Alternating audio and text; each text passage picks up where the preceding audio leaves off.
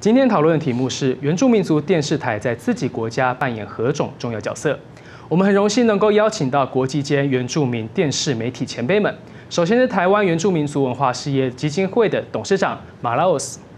aku kaya kamu, Shimaraosku, aku kaya kamu Kakte Rucinai。我是原住民族文化事业基金会原民台的董事长，非常高兴，谢谢。再来是纽西兰毛利电视台董事长 Jamie Tuta。Tēnā koutou e te motu e te ao, e mihi nui, e mihi aroha ki a koutou。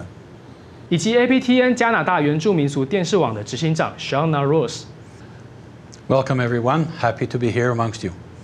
还有 ITA 未来的执行长 Monica Ilet。Koi, I'm very, very thrilled to be with you here today。而在我身边的是今天将和我一起进行访问的艾莲娜。Hello, it's great to be here。好，那讨论的一开始呢？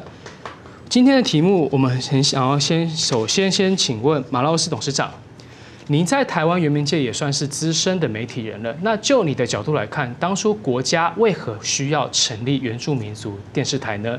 那成立至今，你觉得它又扮演了何种重要的角色？对，过去原住民族在台湾，尤其是在媒体的环境里面，我们过去有长期被忽视，甚至被刻板印象的经历跟过程。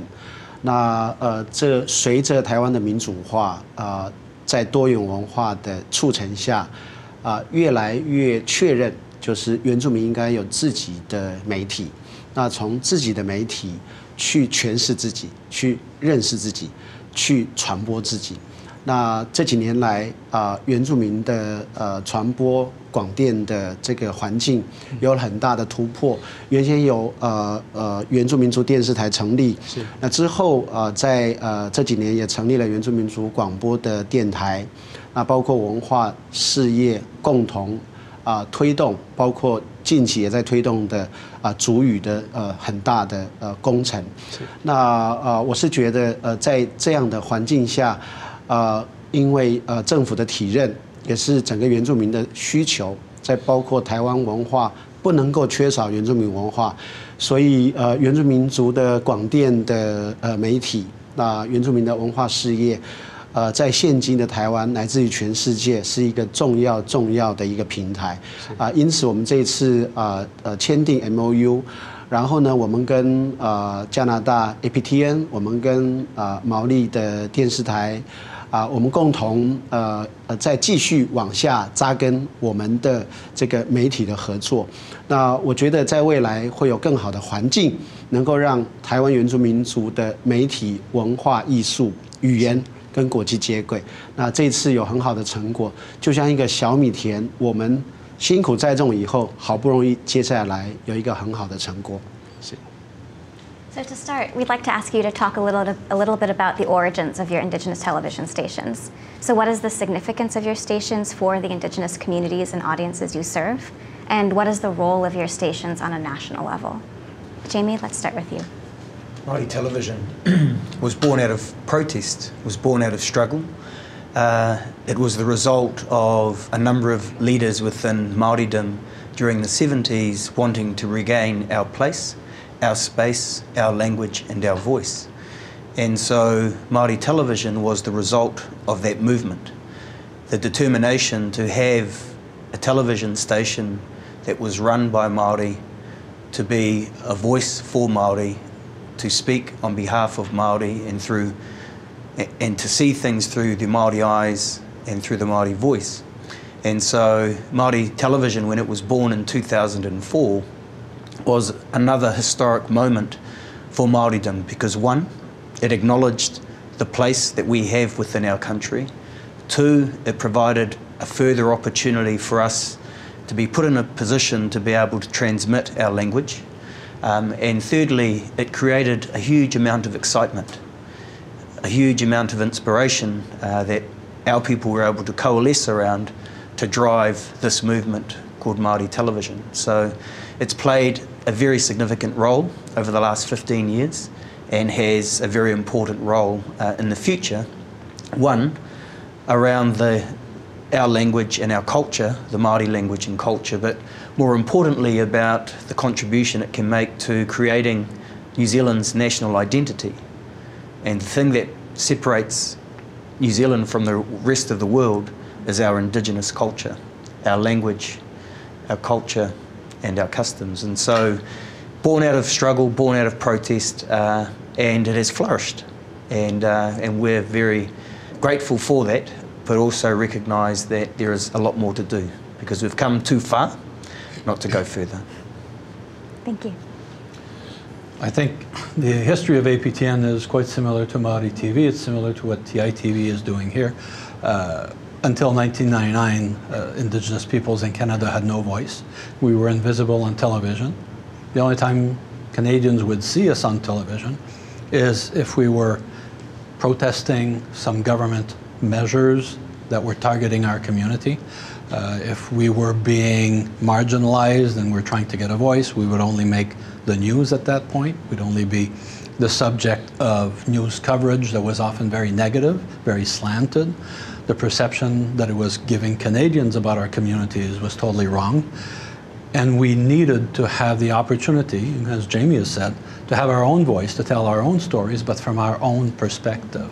And that's what's still missing in mainstream Canada today with mainstream media is quite often the stories they tell of us are through a lens that is not ours. And it unfortunately distorts often the reality behind the issue we're facing.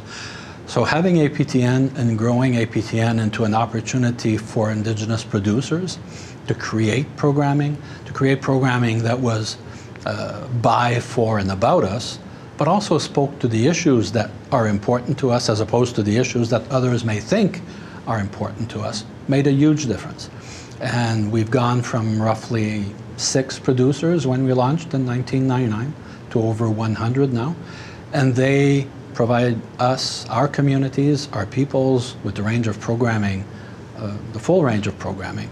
And it's also given our communities a sense of pride in knowing that they have an entity, a broadcaster, that reflects them for who they really are. And that's what's made a huge difference in Canada from the APTN's perspective. 那继续呢，我想继续请教各位，那尤其是像请教马老师董事长，因为在台湾，毕竟原住民族媒体啊，它在台湾大众社会并不算主流媒体，所以我们原民台在成立的过程一直到现在，它有碰到哪些困难跟挑战呢？那它又有没有被顺利的被解决？我刚也是听其他的台共同分享在原住民广电媒体建立的困难跟成绩。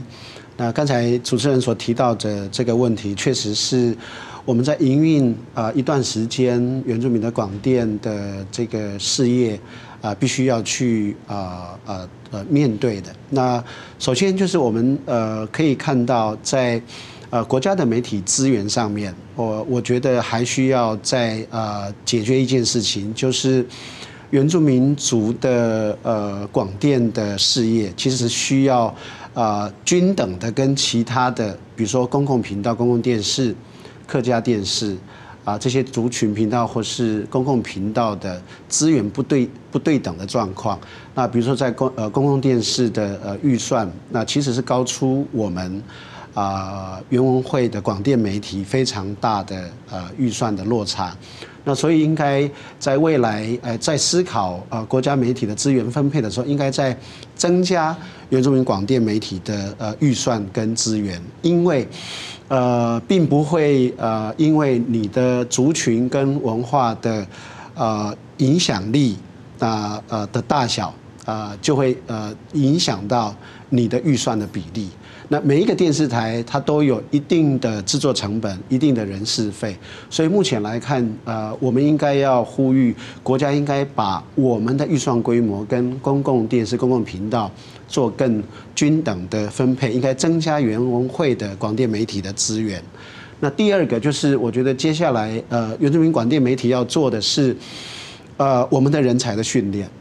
所以在未来，我们都把思考点放在原住民的节目的制播，但其实人才的训练跟培训是一个非常重要的提升广电媒体素质的一个主要的基准。所以在毫无疑问的原住民媒体人才的培训是必须要做的。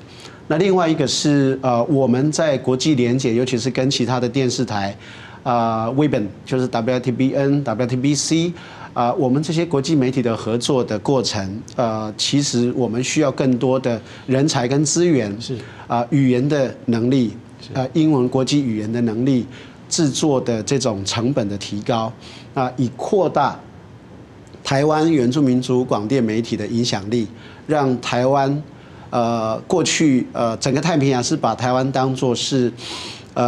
整个南岛语系的这个起跑点，几乎都确定，所有的南岛语系都从台湾扩散出去。那我们就应该扮演出一个角色，是世界原住民电视台的一个角色，就是我们应该把台湾原住民作为南岛原乡这个影响力扩展出去。我不敢讲是原住民世界原住民的 CNN， 但是我们其实可以做一个很好的沟通桥梁，提供资源。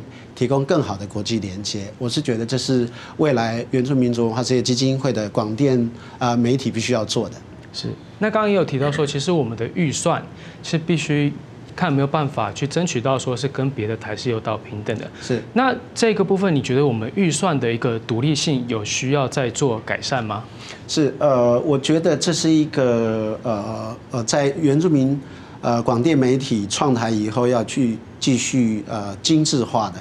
就是我们其实看起来，我们已经运作，然后很顺利的产制了我们的节目跟新闻，是跟其他的这个文化事业的补助。但实际上，我们再去细分我们的整个媒体资源的时候，其实我们跟公共电视跟其他台的预算的资源其实是不太足够的，所以应该增加。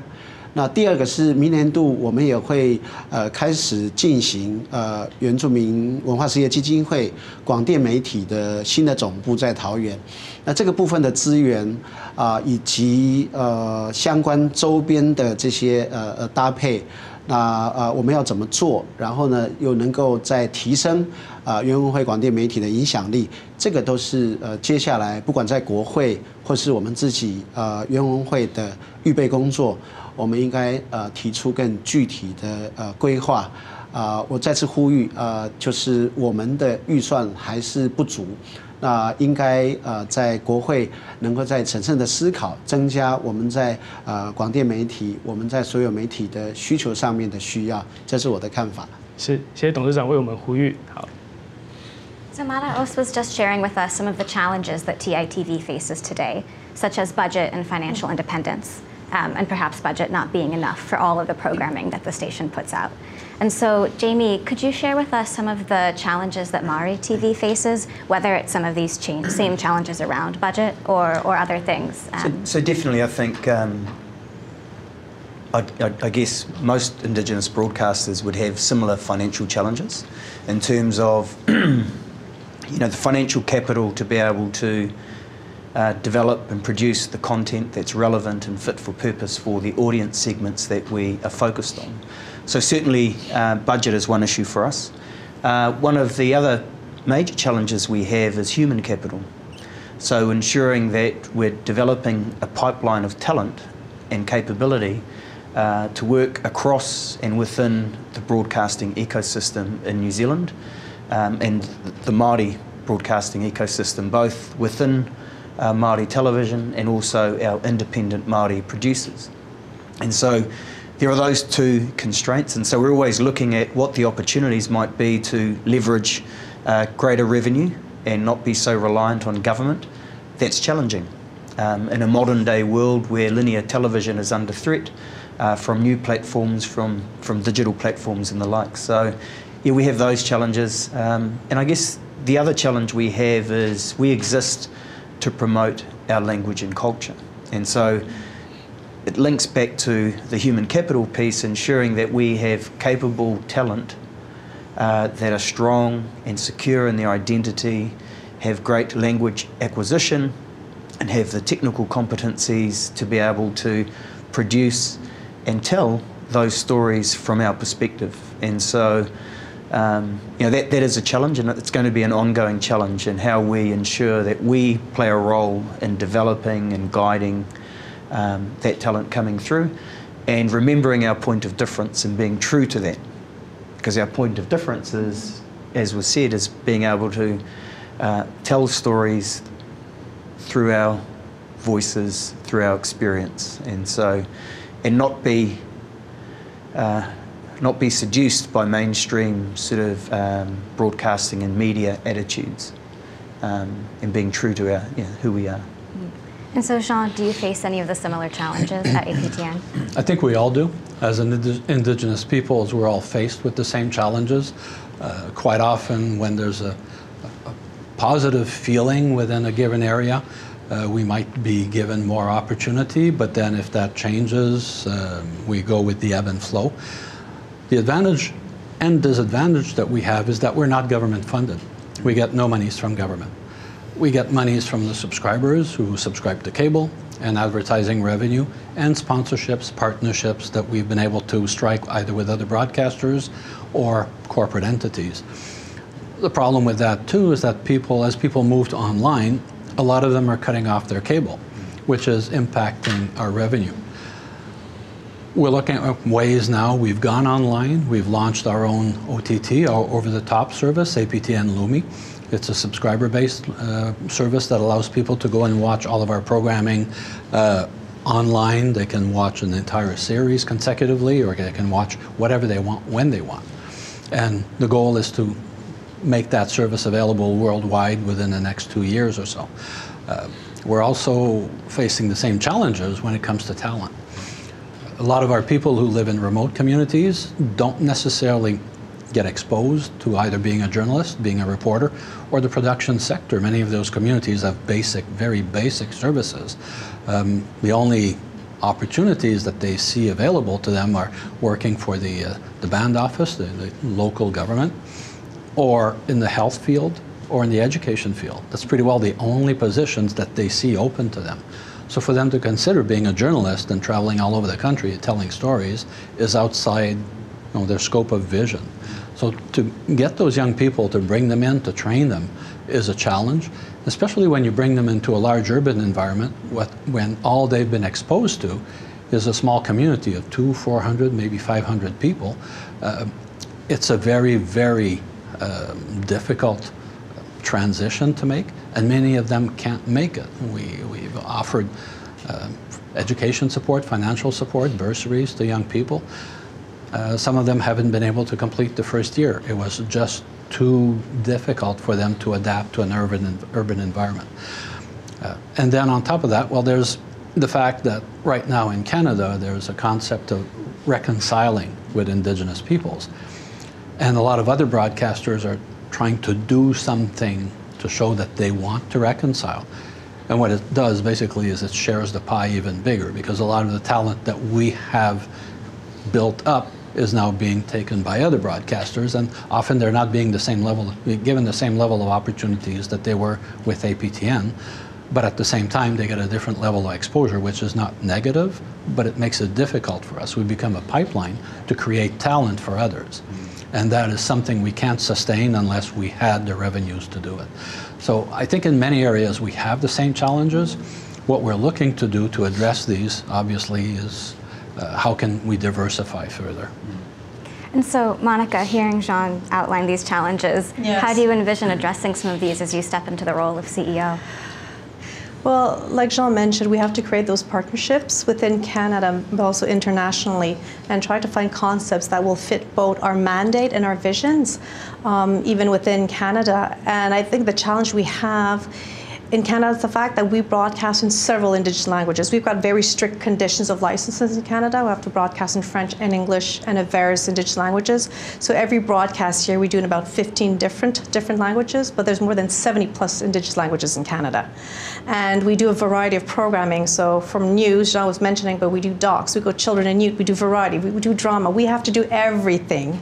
So money is a big issue, but a way to help alleviate that is definitely co-production. And I think it's important as international Indigenous broadcasters to work together to get our stories told, to have this really strong presence in the media landscape. Thank you. 好，那其实原住民族电视台其实让我们原住民族拥有了自己的媒体权，这样也是让我们可以长久以来去面对到一个问题，就是说，其实国内啊，对我们原住民族普遍都有存在一些刻板印象。那我们要如何用媒体的力量去改变这些负面的印象呢？董事长。首先我要再补充一下，就是我们这几年的台湾的族语的资源、族语的政策也逐渐走向更成熟的境界。那原住民族文化事业基金会的广电媒体在一边是我们要继续拓展国际的连结市场以外，当然还包括我们在地的语言的这个深化植入到我们的节目跟广播里面、新闻里面。所以刚才主持人所提到的这个部分的刻板印象，我要提个我自己的经验，我们在兰屿，我们几乎跟其他的组一样，我们长期在媒体、画面、新闻。有扭曲的现象，那就是所谓的刻板印象，那也深根蒂固的变成人们在看待我们的这个观点。那原住民族广电媒体建立了以后，不管从早期的原住民新闻杂志，到后来原民台成立，那过去是标案，后来独立建台，那其实有一个很好的环境，就是我们翻转了别人诠释我们这件事情。那从这个角度变成回来，我们诠释自己，然后我们说自己的故事。刚才几位 CEO、董事长都有提到，这个说自己的故事是一个非常非常重要的一件事情。所以我们透过节目、透过新闻、透过平面的杂志，我们开始呈现真正的我们。那过去是人家诠释我们，所以这个刻板印象确实是人类社会最大的障碍。那刻板印象会足以灭绝一个民族。那也因此，原住民族的原文会的广电媒体在这个角色上面，我们要做到我刚才提的这几件事，最重要的就是为自己说故事，然后为自己的权利，那找到发言的基石。那所以这是我在今天这个节目里面跟其他3位所共同学到的，就是怎么样认识自己、诠释自己、走向国际。这是未来原文会广电媒体，包括我们的文化艺术的发展非常重要的目标跟使命。是，谢谢董事长。So, as we were discussing earlier, Indigenous communities around the world face a lot of very negative stereotypes that are often perpetuated by national media. And Indigenous television is this wonderful opportunity to produce news and content and programming from an Indigenous perspective on Indigenous terms. And Maraos was just talking about the importance of telling our own stories, telling Indigenous stories. And so, if you could talk a little bit about the way that you use Indigenous media and television to address these negative representations. Maybe we could start with Monica, and let's just do, for the sake of time, let's do a minute for this question. For sure. A big question for a minute. You know, AP10's been on air for 20 years. For sure, when we started, you know, when you take control over your voice, you're telling about your concerns, right? Your preoccupation, your frustrations. But then as you continue and carry on, you bring more of the positive sides, your aspirations, your dreams, where you want to go. And I think AP10 is at a point right now that, yes, we do show sometimes those negative portrayals, but we show that there's a light at the end of the tunnel, and there are these great stories, and we've got wonderful storytellers who are able to use this and take the best out of it. And that's so important for the youth, right? It's for the next generation to come to see, well, there's something at the end, it's something positive. And we, as an Indigenous broadcaster, we do it. However, we don't see that in the non-Indigenous broadcasters. They always go for what's sensational, right? What's going to hit the ratings and bring it up. But what's important for us is to be able to tell our stories the way we want to tell them. The other challenge we face, too, is that quite often our production sector wants to really focus on the challenges as opposed to the opportunities. And it's been a work in progress to get some of our producers to shift a bit from telling only, as Monica said, some of the challenges we're facing, but also start looking at where are positive things happening and how can those be shared with other communities who are facing the same struggles. For example, we have communities that have developed, for example, a winery, and the wine is known around the world now, the Nkimip wine. So using that story and telling it to others who may not have a winery or the land to grow wine, the grapes, but have other opportunities that they can develop for their own benefit and generate, support for the community, generate opportunities for employment for their citizens or what have you. That's a story that needs to be told as well. And that's the transition we're undergoing right now. Even some of our drama, for example, we have a series called Blackstone for 5 years. And when Blackstone came out the first year, it was very dark, very negative, because people looked at it and said, well, you're perpetuating the stereotypes about us. And we had to tell the audience, wait, it's going to change. And over the course of the 5 years, you saw how the community took itself by its own hands and changed what was happening. They totally changed the conversation. And that's what's important. We have to give our people, especially our young people, we have the highest rate of suicides in Canada. We have to tell our young people there is a future, and here's how we can help you find that future. That's our biggest challenge. And you also have the series First Contact that does something similar. First Contact again, and I mean, it's a series that came out of Australia, I believe, which basically put Canadians with very strong stereotypes through the experience of living with First Nations communities and other communities, and other Indigenous communities, Métis or Inuit.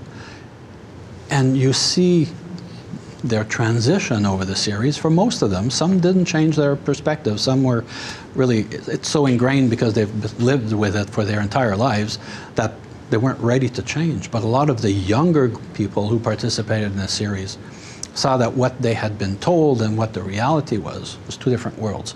And that's what needs to happen. This is where we have to take ourselves in charge. We have to tell our people, don't only focus on the negative. There is an opportunity for a better future, but you have to make it happen, and we'll help you get there by telling all of us our stories. Thank you. Jamie? Well, just following on, I think it's just remembering the important role that broadcasting and media plays in our society. So one, to educate, to raise awareness. I think to be able to take a perspective that mainstream would not take. And that's important because that's a process of being able to educate. But at the same time, our challenge is how do we ensure that we're able to retain and be relevant to the audiences that we have. And we have a particular focus on our youth. 50% of Māori are under the age of 25 and 70% under the age of 40. So understanding, yes, we have a goal of being able to tell our stories, to use our television station as inspiration to revitalise our language and culture, but recognising that how do you do that? When there's so much choice that these young people have, and how can we cause them to sort of not only turn the channel on, but over time to sort of look at Māori television when they pick up their phone or their iPad. And so I think, it's got to be relevant. What we do needs to inspire our audiences. And we've got to have that point of difference. And, that's often challenging when mainstream are telling the negative story. And I'm a big proponent of the possibilities that we have, the opportunity, the many successes. And we've got to continue to do that. And it's what I said earlier, it's the mindset. Because we have similar challenges around, a lot of the people who are working for us have come from a mainstream environment, and how we ensure that when they come into the Māori television world, that they are expressing and manifesting the values and the vision and those things that are important that we want to provide to our audiences and to our people, which is not easy. It's not easy. Thank you. 好，那其实呢，原住民族电视台在国家是作为族人重要的一个发声管道。那所以在最后的时间里，我想请各位可不可以简单的以1分钟的时间，那为我们国家里面的原住民族电视台做一些鼓励呢？今天真的是一个非常棒的时间，能够跟另外2个国家的频道一起在这边跟台湾的观众见面。一个是 ITA 最资深的国际原住民广电的成员，一个是毛利电视台最有活力的电视台。未来原住民族文化事业基金会的广电媒体，不管是电视跟广播，我们会继续跟世界的原住民的广电的成员伙伴一起共同努力。那我特别要提到原住民族文化事业基金会广电媒体的伙伴们，我们都知道这是原住民族社会运动或是原住民内部非常难得获得的一个成果。那国家也认可我们有一个原住民族的广电媒体，所有250位的原住民族电视台、广播电台、原住民文化事业基金会的同仁，我们都珍惜这个资源。所有的同仁都为这个频道广电媒体做更多的事情。接下来我们会在做一件事，就是透过族语扎根，然后把我们的节目触及到更多的原乡，把我们的节目做得更有原住民的本质主体在里面。所以我们希望所有的原乡的或者在都会区的观众能够继续支持我们。最后，我们这几年其实也一直在推动跟其他台湾内部的媒体的合作。是。那也因此，原住民族电视台它的另外一个意义，它不是原住民的而已，它是所有包括汉族的客家、火罗郎包括这个其他的新住民，都应该被融入到我们的节目里面。所以毋庸置疑，我们会继续朝国际品牌迈进，也会朝本土，然后呢推动我们的相关的直播的工作。是，谢谢董事长。So for our final question, as we've been discussing, Indigenous television is a really important space for Indigenous voices to be heard. And so I'd like to ask each of you in just a minute to share maybe words of advice or encouragement either to your station or to Indigenous media stations around the world. Jamie? I think first and foremost, our own Indigenous people need to recognise that we have value, that our narratives, that our stories, that our ways of being and knowing not only have value to us in terms of who we are and who we're able to be, but that's what the globe is looking for. And I've got a view that the future is one where Western democracies need to be inspired by Indigenous values and perspectives. And I'm starting to see that. And so from my perspective, what that means is our role and our functions moving forward are going to become more and more important in terms of the role of Indigenous broadcasting and sharing those stories, those narratives, those experiences, not only for ourselves, but for the world.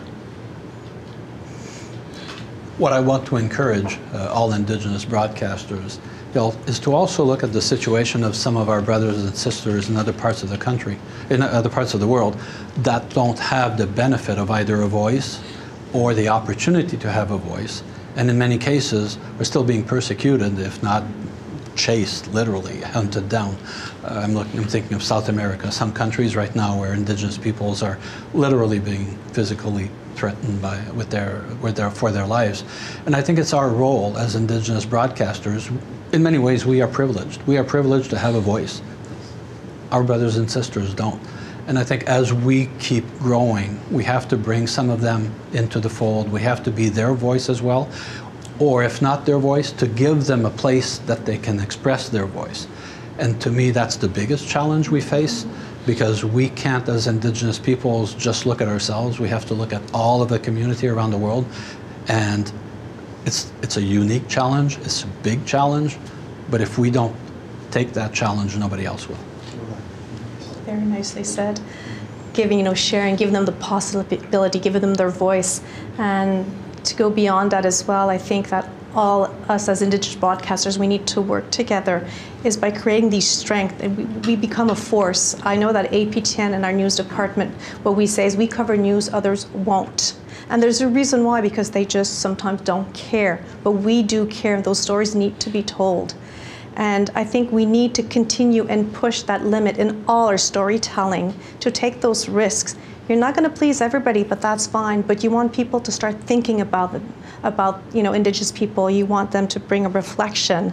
So it's to push that level, bring it further, and then being able to appreciate one another becomes a better way of communication. And once you communicate, well, maybe the barriers will start falling. So that's how I see things. Thank you. 好，那非常谢谢今天几位重要来宾给我们的一些访问跟分享。Thank you for joining us today and sharing your perspectives. 谢谢。那我们可以了解到，其实原民电视台以原住民族群作为主体，扮演族人发声的重要角色。不过到现在呢，仍有许多困难需要克服。面对困境，国际间的原民媒体能否串联合作呢？其实目前 ITA 毛利电视台和台湾原住民族电视台都属于世界原住民广电联盟Witbn的一员。在去年底 ，ITA 和毛利台也分别和台湾原民台签约还有续约了合作备忘录 MOU。下期节目我们将继续带您探讨Witbn和签约合作备忘录的重要性。观众朋友，我们先喝口水，休息一下。